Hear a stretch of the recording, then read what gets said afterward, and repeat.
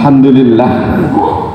Alhamdulillahilladzi tawadda'a kullu syai'in li uzmatihi wa dhalla kullu syai'in li izzatihi wa hada'a kullu syai'in li qudratihi wastaslama kullu syai'in li mulkihi.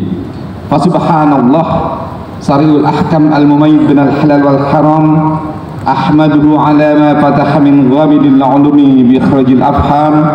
Wassalatu wassalamu ala sayyidina Muhammad alladzi azala bayanahu kulla ibham wa ala alihi wa ashabihi ulil manaqib wal ahlam.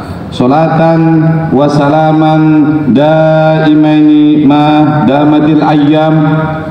Amma ba'du fa ya ayyuhal muslimun ittaqullah haqqa tuqatih wa la tamutunna illa wa antum muslimun. Hadirin sidang Jumat rahimakumullah. Mari sama-sama kita meningkatkan rasa takwa kita pada Allah Subhanahu wa taala. Takwa dalam arti yang sebenar-benarnya takwa, yaitu imtithalul awamiri wajtinabu nawahi.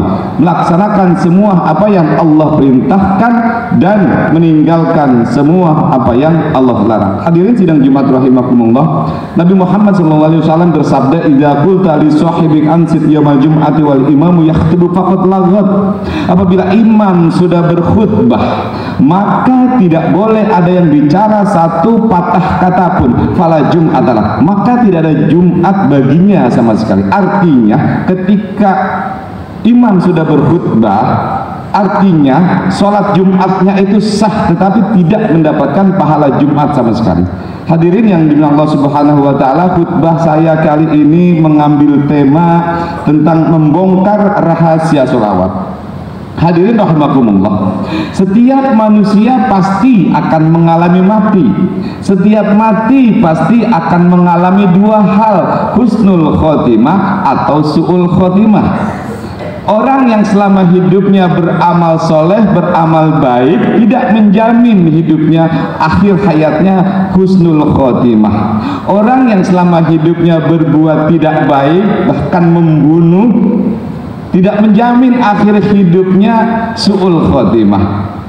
Kita lihat ada sejarah Imam Barseso bin Bal'am yang hidup pada zaman Nabi Musa, seorang alim alamah, memiliki pesantren, santrinya 60.000 orang, semuanya bisa terbang karena mengamalkan Ismul A'dham. Malam dia sholat, siang dia puasa, mati dalam keadaan yang su'ul khotimah, mati yang jelek, naudzubillah min dzalik. Ada diceritakan dalam sebuah hadis riwayat Imam Bukhari Muslim, seseorang yang telah membunuh 100 orang mati dalam keadaan yang husnul khotimah, mati yang baik. Pertanyaannya adalah, kenapa Imam Barseso, orang yang alim, alamah, ahli ibadah, matinya su'ul khotimah, sedangkan seseorang yang telah membunuh 100 orang matinya husnul khotimah, mati yang baik? Jawabannya adalah karena Allah cinta dan Allah tidak cinta. Kepada Imam Barseso, Allah tidak cinta, Allah matikan dalam keadaan yang su'ul khotimah. Kepada seorang yang telah membunuh 100 orang, Allah cinta, Allah matikan dalam keadaan yang husnul khotimah. Dari cerita itu maka ada PR buat kita. Bagaimana caranya agar Allah mencintai kita? Kalau Allah sudah mencintai kita, jaminannya pasti husnul khotimah, hidup di dunia senang lenang, mati masuk surga. Kalau Allah sudah mencintai kita, tidak perlu kita merengek-rengek minta kepada Allah. Allah penuhi seluruh kebutuhan dan hajat kita kalau Allah sudah cinta. Persoalannya adalah kita bisa saja mencintai Allah, apakah Allah juga mencintai kita? Kita bisa saja mencintai Allah, apakah cinta kita dibalas atau tidak oleh Allah? Imam Barseso apa kurang cinta kepada Allah? Malam digunakan buat ibadah, buat sholat, siang digunakan buat puasa, mati su'ul khotimah, Allah tidak balas cintanya. Allah tidak cinta kepada Imam Barseso, akhirnya su'ul khotimah. Kembali kepada pertanyaannya adalah, bagaimana caranya agar Allah mencintai kita? Maka dijawab oleh Allah dalam surat Al-Imran ayat 31, Bismillahirrahmanirrahim. Qul in kuntum tuhibbunallaha fattabi'uni yuhibbukumullah wa yaghfir lakum dzunubakum wallahu ghafurur rahim. Qul, katakan ya Muhammad, in kuntum tuhibbunallah, jika kalian semuanya mencintai Allah, biar Allah juga mencintai kalian. biar cinta kalian dibalas oleh Allah, maka kuncinya ada di fattabi'uni, ikutilah aku, kata Nabi.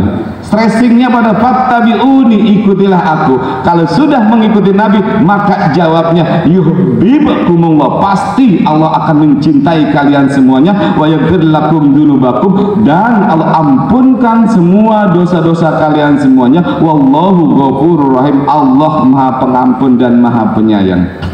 Kuncinya ada fattabi'uni, kita ikuti semua perintah-perintah Rasul, perintah Nabi banyak sekali, ribuan bahkan jutaan.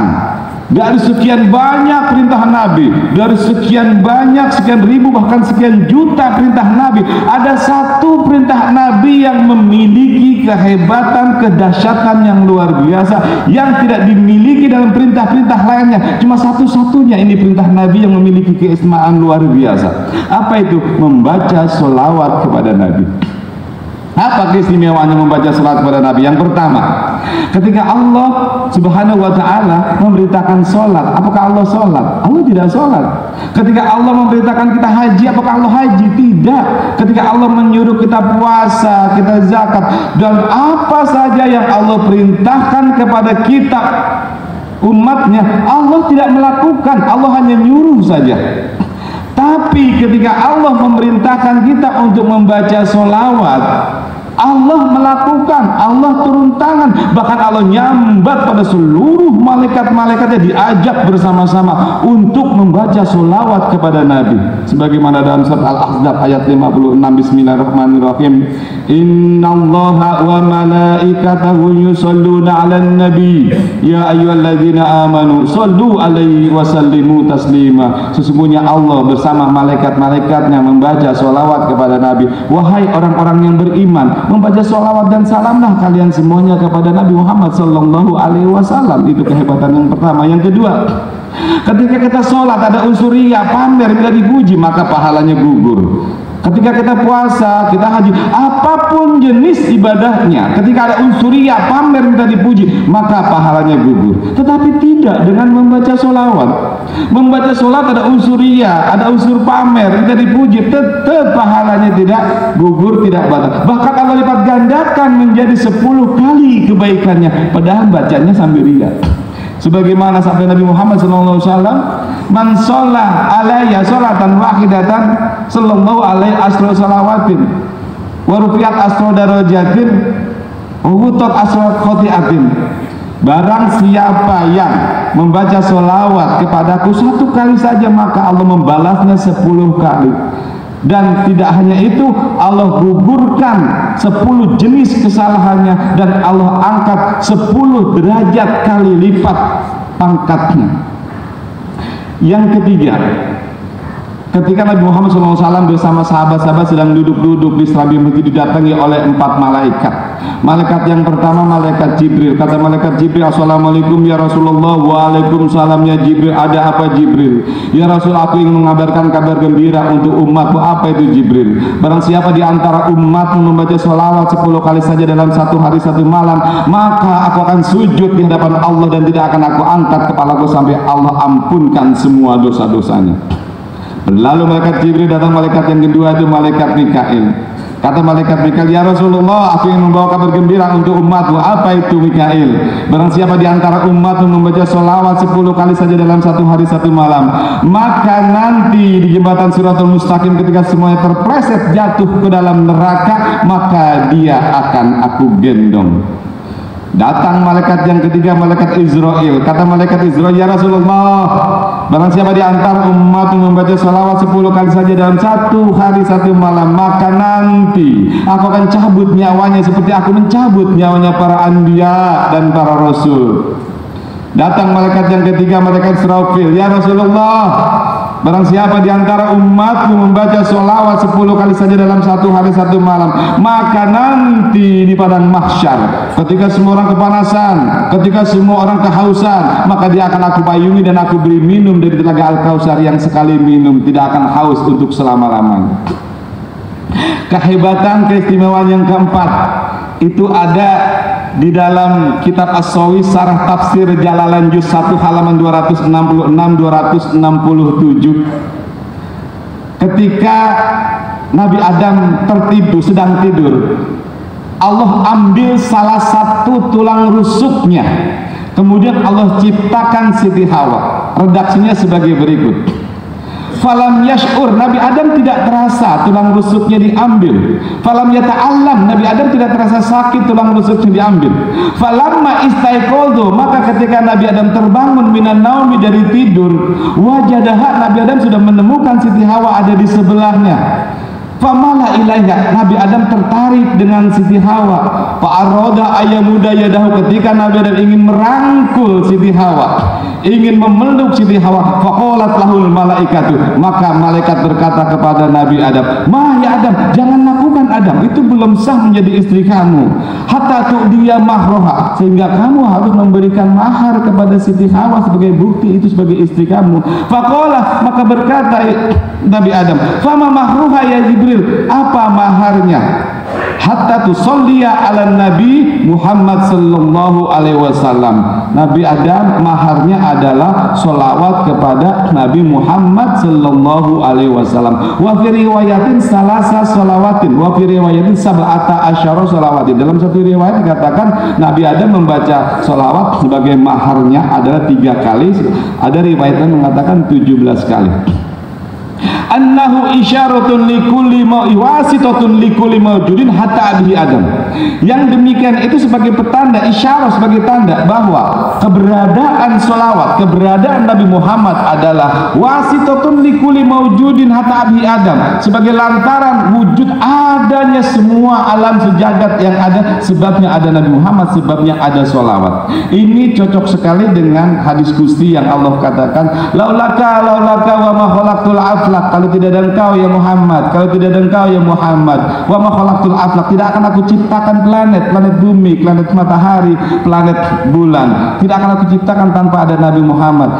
Logikanya adalah tanpa sholawat maka tidak akan ada mahar, tanpa mahar tidak akan ada pernikahan Siti Hawa dan Nabi Adam, tanpa pernikahan tidak akan ada anak cucunya, tanpa ada anak cucu manusia maka tidak perlu Allah menciptakan langit, bumi, neraka dan surga, karena manusianya nggak ada. Sehingga keberadaan semua berkat sholawat kepada Nabi Muhammad sallallahu alaihi wasallam. Apa sholawat yang diajarkan Jibril kepada Nabi Adam sebagai mahar kepada Siti Hawa? Sallallahu ala Muhammad, itu dikatakan sholawat Jibril karena Jibril yang mengajari kepada Nabi Adam. Hadirin yang dimuliakan Allah Subhanahu wa taala, mudah-mudahan khutbah yang singkat ini bisa memberikan kita satu wacana untuk meningkatkan kualitas ibadah kita.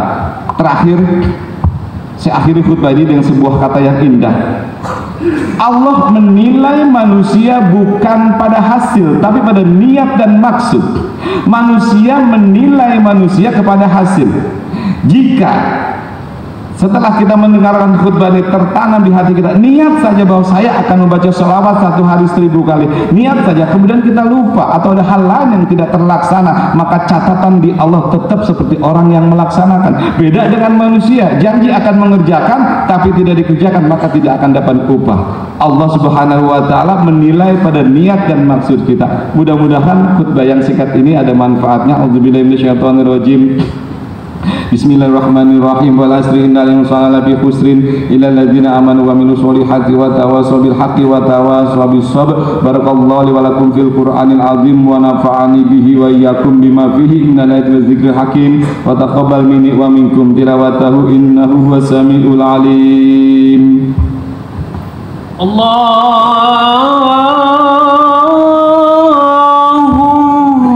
salli wa sallim ala Sayyidina Muhammadin wa ala ali Sayyidina Muhammad.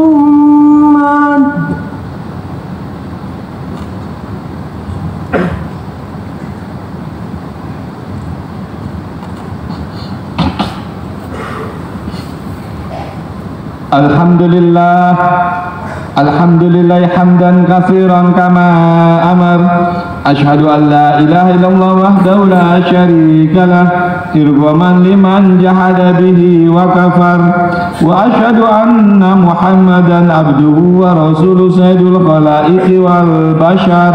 Allahumma salli ala sayyidina Muhammadin al-mukhtar wa ala alihi al-adhar wa ashabihi al-akhyar wa sallim tasliman katsira. Amma ba'du fa ya ibadallah ittaqullah haqqa tuqatih wa la tamutunna illa wa antum muslimun wa'lamu anna Allah amarakum bi amri balabi bi nafsi wa thana bi malaikati musabbahati bi qudsi wa la zal qailan alima inna Allah wa malaikatahu yusalluna 'alan nabi ya ayyuhalladzina amanu sallu 'alaihi wa sallimu taslima. Allahumma salli wa sallim ala sayyidina wa nabiyina wa maulana Muhammadin wa ala alihi wa sahbihi ajma'in wardu Allahumma ala ba'di khulafir rasyidin sayyidina Abi Bakr wa Umar wa Utsman wa ala baqi sahabati wa tabi'in wa tabi'in wa man tabi'ahum bi ihsan ila yaumil wa alaina ma'hum bi rahmatika ya arhamar rahimin. Allahumma ighfir lil muslimina wal muslimat wal mu'minina wal mu'minat al ahya'i minhum wal amwat wa dha'if lahumul hasanat wa kafir anhum sayi'at warzuqhum minat thayyibati innaka sami'un qaribun mujibud da'wat ya qadiyal hajat wa ya qadiyal muhimmat ya arhamar rahimin. Allahumma aidal islam wal muslimin wa halikil kafarata wal mutadat wal musyrikin. Allahumma saddid samlahum Allahumma mazziq jam'ahum Allahumma damir diyarahum Allahumma ansur man nasruddin wakhzul man khazal al muslimin. Allahumma jal baldatana hadhihi Indonesia baldatan aminatan mutmainnah tajri fiha ahkamullah wa sunnatu rasulih wa saril buldanil muslimin bi rahmatika ya arhamar rahimin. Allahumma ksif annal bala wal ghala wal waba wal fakhsha wal munkar wa syadaid wal ma dhahara minha wa batan min baladina hadza Indonesia khassa wa min buldanil muslimina ammah innaka ala kulli syai'in qadir. Rabbana qul lana wa li ikhwanina alladhina sabaquna bil iman wa la taj'al fi qulubina ghillan lil ladzina amanu rabbana innaka ra'ufur rahim. Rabbana atina fid dunya hasanah wa fil akhirati hasanatan wa qina adzabannar. Ibadallah